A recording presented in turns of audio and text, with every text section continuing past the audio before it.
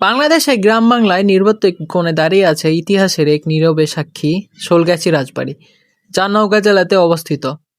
সময়ের সাথে হারিয়ে যেতে বসা এই রাজবাড়িটি আজও বহন করে অতীতের গৌরবময় ও রহস্যময় গল্প।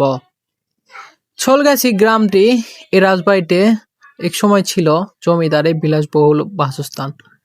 বিশাল প্রাসাদ, উঁচু দালান, উঁচু দৃষ্টানন্দর কারুকাজ, সব মিলে এটি ছিল ক্ষমতা ও ঐশ্বর্যের প্রতীক।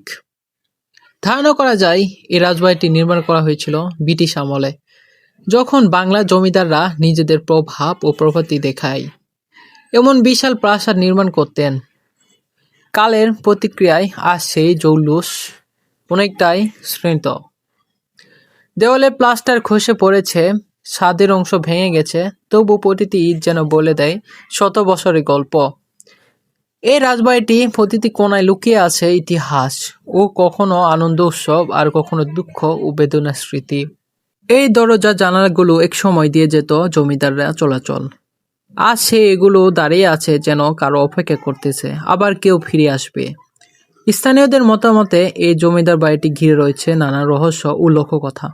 রাতের বেলা নাকি এখানে অদ্ভুত শব্দ শোনা যায়। অনেকের কাছে এই রহস্য এখনো কেউ সলভ করতে পারেনি।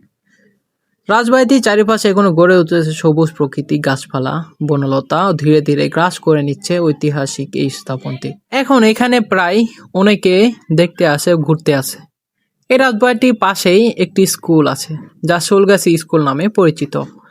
তাই স্কুলের পরেও একটা বাজার আছে, যা শোলগাছি বাজার।